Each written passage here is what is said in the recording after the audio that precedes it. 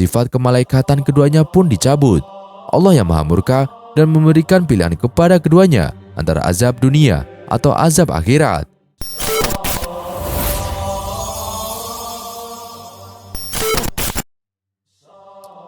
Assalamualaikum warahmatullahi wabarakatuh. Sahabat beriman yang dirahmati Allah Subhanahu wa taala. Malaikat adalah makhluk mulia. Dia diciptakan dari cahaya, tidak punya nafsu durjana, pekerjaannya selalu taat kepada Allah taala. Tapi bagaimana bisa ada malaikat yang tergoda oleh perempuan? Maka pada kesempatan kali ini kita akan menceritakan kisah Harun dan Marut. Kisah ini bercerita tentang malaikat yang tidak mampu menahan godaan hawa nafsu. Kala itu, para malaikat melihat amal-amal manusia diangkat ke langit. Amal-amal itu penuh dengan maksiat dan amal buruk.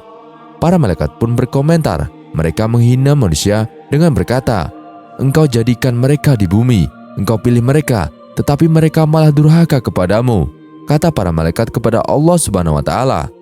Lalu Allah pun menjawab mereka, "Andaikan aku jadikan kalian di bumi dan aku berikan kepada kalian apa yang aku berikan pada anak Adam, kalian akan melakukan hal yang sama. Maha suci engkau, tidak sepantasnya bagi kamu durhaka kepadamu," kata para malaikat. Lalu Allah meminta kepada para malaikat untuk memilih salah satu mereka. Lalu para malaikat itu memilih Harut dan Marut. Setelah itu Allah menurunkan dua malaikat itu ke bumi. Allah juga memberi rasa sawat dalam diri mereka berdua. Allah berpesan kepada malaikat Harut dan Marut agar memberi keputusan pada manusia dengan hak. Allah juga melarang mereka syirik, membunuh tanpa hak, zina, dan meminum minuman keras. Malaikat Harut dan Marut ini termasuk malaikat yang istimewa. Dia adalah malaikat yang paling soleh dan paling banyak ibadahnya. Karenanya dia dipilih mewakili malaikat yang lain untuk menerima tantangan dari Allah Subhanahu wa taala. Begitulah awal mula kisah Harut dan Marut. Ketika berada di bumi, malaikat Harut dan Marut menjadi penengah di antara orang-orang yang berselisih. Mereka memutuskan sebuah hukum untuk orang yang bersalah. Ketika sore hari menjelang, malaikat Harut dan Marut menyebut nama Allah yang Maha Agung, lalu naik ke langit. Namun sayang seribu sayang, tidak sampai 1 bulan malaikat Harut dan Marut sudah digoda oleh kecantikan seorang wanita. Bahkan ada yang mengatakan malaikat Harut dan Marut mulai tergoda di hari pertama berada di bumi. Kala itu ada seorang perempuan mengadu kepada mereka berdua. Zuhroh namanya. Dia perempuan yang sangat cantik dari bangsa Persia. Ada yang mengatakan dia adalah Ratu Persia. Ketika malaikat Harut dan Marut melihat perempuan itu, hatinya bergetar. Mereka berdua langsung jatuh cinta. "Apakah hatimu berguguran sebagaimana hatiku berguguran saat melihatnya?" tanya salah satu malaikat Harut dan Marut pada temannya. Ia jawab temannya itu. Lalu mereka berdua merayu perempuan itu. Perempuan itu tidak mau. Lalu perempuan itu pulang. Di hari yang kedua, perempuan cantik itu datang lagi. Lagi-lagi Harut dan Marut merayunya lagi. Perempuan itu akhirnya mau, tetapi dengan beberapa syarat. Perempuan itu berkata, "Kalian harus menyembah berhala ini. Kalian harus membunuh orang. Dan kalian harus meminum minuman keras. Kami tidak akan melakukannya. Allah telah melarang kami untuk melakukan 3 hal tersebut," kata malaikat Harut dan Marut. Di hari yang ketiga, perempuan itu datang lagi. Dia membawa segelas minuman keras. Lagi-lagi Harut dan Marut terguncang hatinya. Mereka benar-benar dibuat mabuk kepayang olehnya. Malaikat Harut dan Marut pun merayu perempuan itu. Perempuan itu tetap tidak mau, kecuali Harut dan Marut melakukan 3 syarat yang telah perempuan itu sebutkan. Lalu Harut dan Marut pun bergumam di dalam hati, menyembah kepada selain Allah adalah dosa besar. Membunuh orang juga dosa besar. Dosa yang paling ringan adalah minum minuman keras. Lalu Harut dan Marut meminum minuman keras itu. Mereka pun mabuk, tak sadarkan diri. Dikala tidak sadarkan diri itu, Harut dan Marut berzina dengan perempuan itu. Kemudian ada orang melihat kelakuan keji mereka. Harut dan Marut membunuh orang itu karena mereka takut beritanya tersebar kemana-mana. Ada yang mengatakan Harut dan Marut juga menyembah pada berhala yang ditunjuk si perempuan tersebut. Begitulah kisah Harut dan Marut dalam satu versi. Gara-gara minuman keras, dia malah melakukan semua pelanggaran-pelanggaran besar. Dalam riwayat lain, kisah Harut dan Marut sedikit berbeda dari kisah di atas. Dikatakan, ada seorang perempuan mengadu kepada mereka berdua. Perempuan itu mengadukan suaminya. Lalu, Harut dan Marut jatuh cinta kepadanya.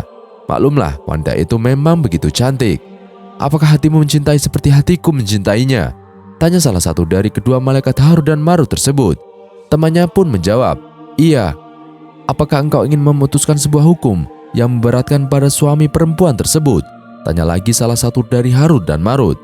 Apakah kamu tidak takut pada siksaan Allah? Salah satunya balik bertanya, bukankah Allah Maha Pengampun dan Maha Penyayang? Salah satunya membalas dengan pertanyaan pula. Maka malaikat Harut dan Marut memberi keputusan yang memberatkan kepada suami perempuan itu. Ternyata kisah Harut dan Marut ini tidak hanya sampai di situ. Perempuan itu masih meminta lebih dan lebih. Maka ketika malaikat Harut dan Marut menggoda perempuan cantik itu, si perempuan itu tidak mau. Dia akan menerima Harut dan Marut jika mereka mau membunuh suaminya. Apakah kamu tidak takut pada siksa Allah? Kata salah satu malaikat Harut dan Marut kepada temannya. Apakah kamu tidak percaya kepada ampunan dan rahmat Allah? Jawab salah satunya. Lalu mereka pun membunuh suami perempuan itu. Tapi cerita Harut dan Marut masih berlanjut. Pada akhirnya si perempuan meminta kepada Harut dan Marut untuk menyembah berhala bersama perempuan itu. Harut dan Marut pun menyembah berhala karena cinta telah membutakan nurani mereka. Konon kemudian perempuan itu dikutuk menjadi bara api. Kisah Harut dan Marut berikutnya, mereka mendapatkan sisa dari Allah Subhanahu wa Ta'ala. Kala itu hari sudah sore. Malaikat Harut dan Marut ingin naik ke langit. Mereka menyebut nama Allah lalu ingin terbang, tetapi tidak bisa. Sayap mereka tak mampu membawa tubuh mereka. Malaikat Harut dan Marut pun menyadari dosa yang telah mereka perbuat. Lalu malaikat Harut dan Marut lagi menemui Nabi Idris. Mereka meminta tolong pada Rasul setelah Nabi Adam itu. Aku melihat ibadahmu naik sebagaimana ibadah semua orang naik. Maka tolonglah kami kepada Tuhanmu, kata Harut dan Marut.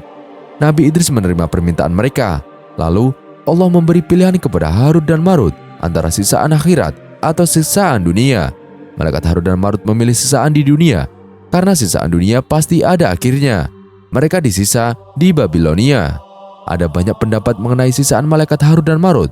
Ada yang mengatakan rambut Harut dan Marut digantung sampai hari kiamat. Ada yang mengatakan Harut dan Marut kakinya di atas, kepalanya di bawah. Mereka dipukul dengan besi. Ada juga yang mengatakan ada seseorang laki-laki mendatangi Harut dan Marut. Laki-laki itu ingin belajar sihir. Laki-laki itu mendapati Harut dan Marut sangat mengenaskan. Kakinya digantung, matanya membiru, kulitnya menghitam, dan lidahnya dekat dengan air kira-kira 4 jari. Akan tetapi, dia haus sekali dan tidak bisa minum air itu. Ketika melihat hal itu, laki-laki itu berucap, La ilaha illallah. Harut dan Marut mendengar ucapan itu. Harut dan Marut pun mengucapkan La ilaha illallah. Lalu bertanya, siapa dirimu? Aku seorang laki-laki dari jenis manusia. Kamu umatnya siapa? Laki-laki itu menjawab, umatnya Nabi Muhammad SAW. Malaikat itu berkata, oh, apakah Muhammad sudah diutus sekarang? Lelaki itu menjawab, iya. Alhamdulillah, kata malaikat Harut dan Marut. Tampaknya mereka bahagia sekali. Bagaimana kalian bisa bahagia? Tanya laki-laki itu.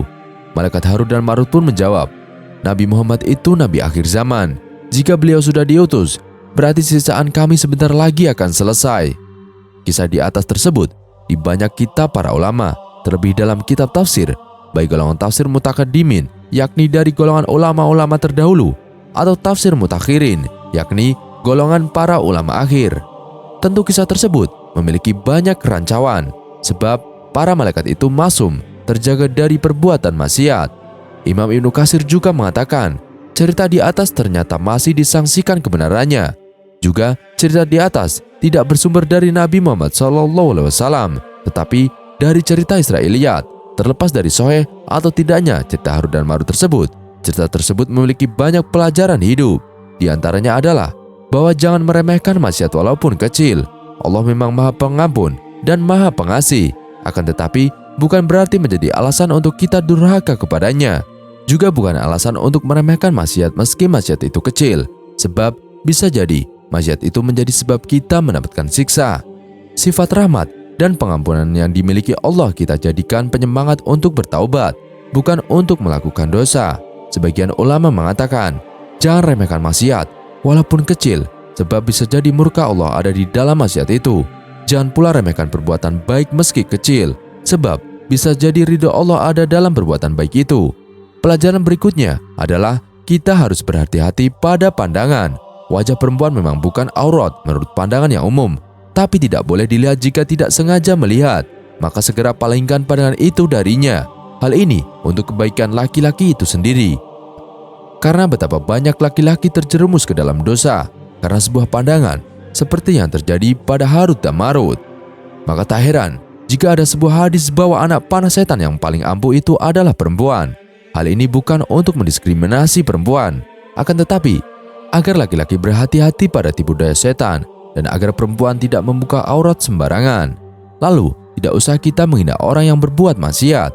Mungkin banyak di sekitar kita orang yang bermaksiat, tapi tidak perlu dihina atau dibenci. Boleh memberi nasihat, tapi dengan cara yang sebijak mungkin. Benci memang harus, tapi bukan pada orangnya. Yang kita benci adalah kelakuan maksiatnya. Kita memang harus amar ma'ruf nahi mungkar, namun kita harus membaca dulu aturannya seperti apa. Takutkan nanti malah membuat kemungkaran baru. Ada sebagian ulama mengatakan, jika ada orang menghina orang yang bermaksiat, dia tidak akan meninggal sebelum melakukan maksiat yang sama. Na'udzubillah min dzalik. Hikmah berikutnya adalah hati-hati pada sesuatu yang membuat kita mabuk, candu, atau tidak sadarkan diri. Karena hal itu sangat membahayakan, bisa menyebabkan kita terjerumus ke dalam dosa besar. Karena candu pada sabu, akhirnya mencuri untuk membeli sabu. Karena mabuk, akhirnya berzina dan membunuh, dan begitu seterusnya. Sahabat beriman yang dirahmati Allah Subhanahu wa Ta'ala, Babilonia memang selalu terkenal dengan kisah raja-rajanya. Namun di sisi lain, ada juga terdapat kisah yang jarang diungkap dari kota Babylon ini. Dalam Al-Quran, nama Babilonia diabadikan dalam salah satu ayat surat Al-Baqarah, ayat 102. Ayat tersebut berbicara tentang sihir di zaman Nabi Sulaiman alaihissalam. Dalam firman-Nya, Allah Subhanahu wa Ta'ala menyebutkan nama Harut dan Marut, dan mereka mengikuti apa yang dibaca oleh setan-setan pada masa kerajaan Sulaiman, dan mereka mengatakan bahwa Sulaiman itu mengerjakan sihir.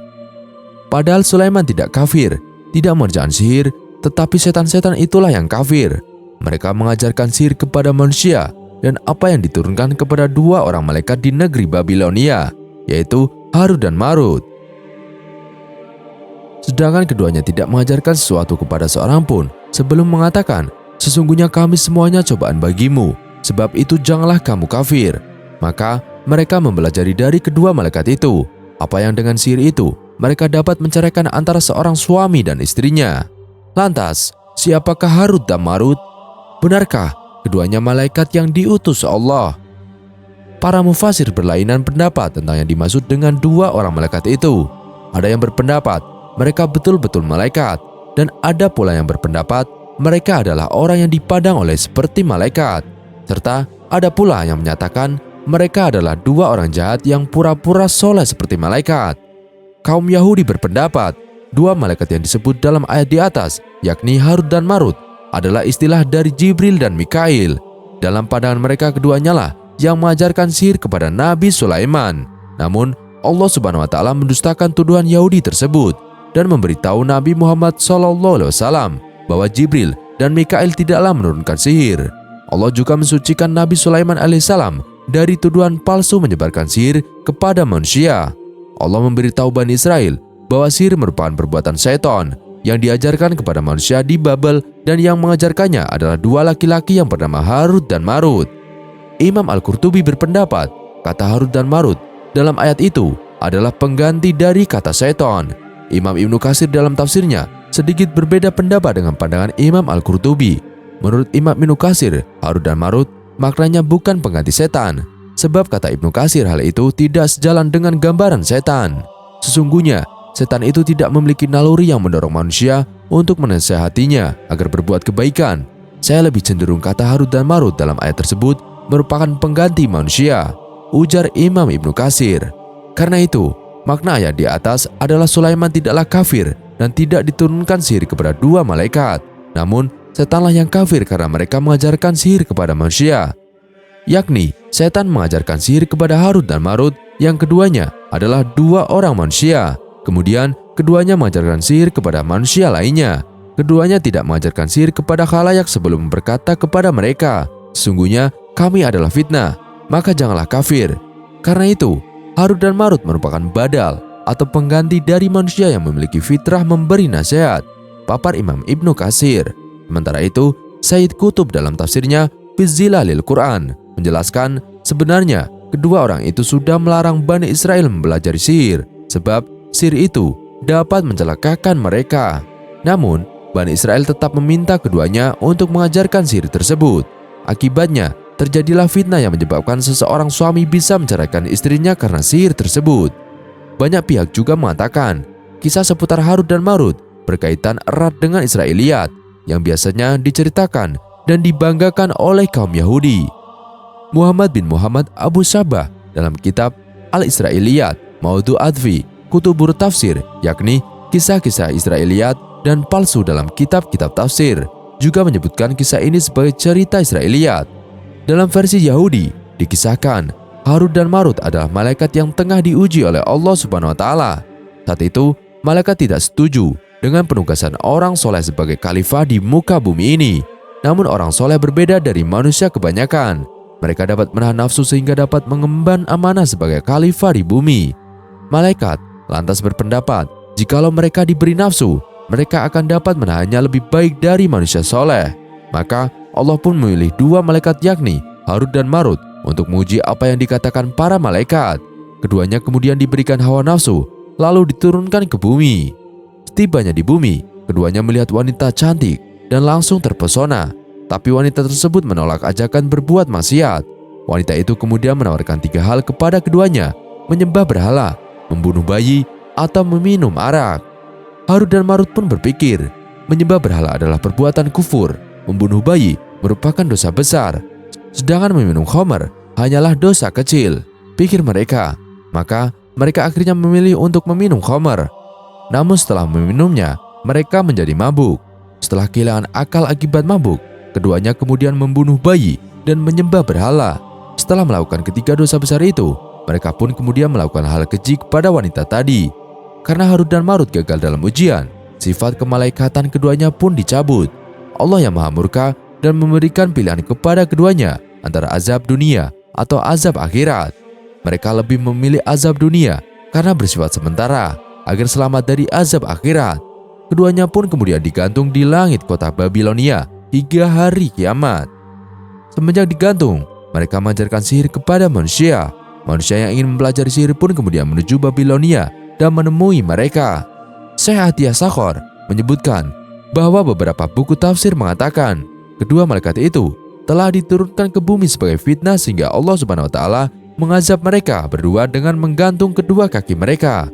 Perkataan para mufasir ini bukanlah hujah atau dalil.